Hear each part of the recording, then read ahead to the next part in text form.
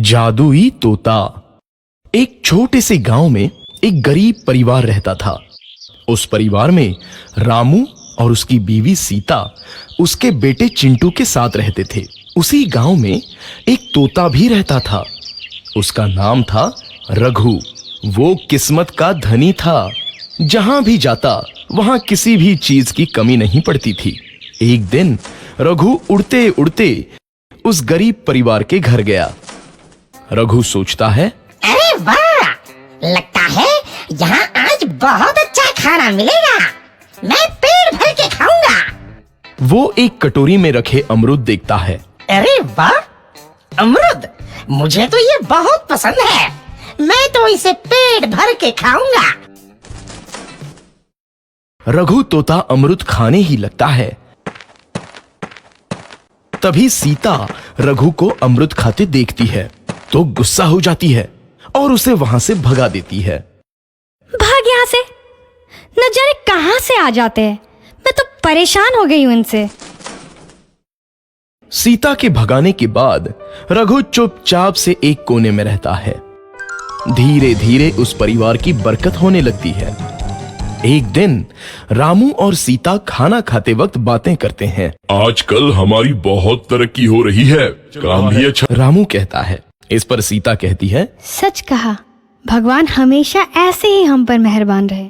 बेटा चिंटू भी कहता है, पिताजी, मुझे खिलौना लेके दो ना, मेरे सभी दोस्तों के पास है। रामू कहता है, ठीक है, जरूर लाऊंगा। सीता कहती है, कितने खुश है सब, मेरे परिवार को किसी की नजर ना लगे। एक तरफ ऐसी बातें होती हैं तो दूसरी तरफ रसोई में रघु तोता भी अमरूद खाते रहता है। मजा आया, अमरूद खाया, मजा आया, अमरूद खाया, मजा आया। तभी सीता रसोई में आती है और रघु तोते को अमरूद खाते देख बहुत गुस्सा होती है। सीता रघु को बाहर निकालने के लिए पिंजरे में अमरूद रखती है। रघु जब अमरूद खाने लगता है तो पिंजरे का दरवाजा बंद हो जाता है और वो उसमें फंस जाता है। मुझे बाहर निकालो, मैं यहाँ फंस गया हूँ, मुझे बचाओ। अगले दिन सीता पिंजरा उठाकर बाहर दूर उस रघु को छोड़ देती है। रघु के जाते ही उनके घर आई बरकत धीरे धीरे कम हो जाती है। उन्हें बहुत घाटा होता है। सीता कहती है, ये क्या हो रहा है, अचानक इतना कैसे बदल गया? अभी तक तो सब कुछ अच्छा चल रहा था। रामू कहता है, लगता है भगवान हम पर रूठ गए हैं। चिंटू भी कहता है, लगता है अब मुझे खिलौने भी नहीं मिलेंगे। और वो रोने लगता है और बाहर चला जाता है। कुछ दिन बाद रघु तोता फिर से उस घर में आता है। वापस आया, मैं वापस आया, अब मैं जमकर अमरूद खाऊंगा। रघु सीधा रसोई घर में चला जाता है और अमरूद खाने लगता है। कुछ देर बाद सीता रसोई में आती है और रघु को देख कहती है, एक तो घर में पहले से इतनी दिक्कत चल रही है और ऊपर से ये तोता मुझे और परेशान कर रहा है। सीता रघु को वहां से भगा देती है। रघु उड़कर किसी कोने में छुप जाता है। कुछ दिन बाद धीरे धीरे उस घर की बरकत वापस आने लगती है। काम भी अच्छे से चलने लगता है। एक रात जब रघु तोता अमरूद खाने जाता है तो पिंजरे में फंस जाता है। ये लोग आखिर चाहते क्या हैं? एक तोते को शांति से अमरूद खाने क्यों नहीं देते?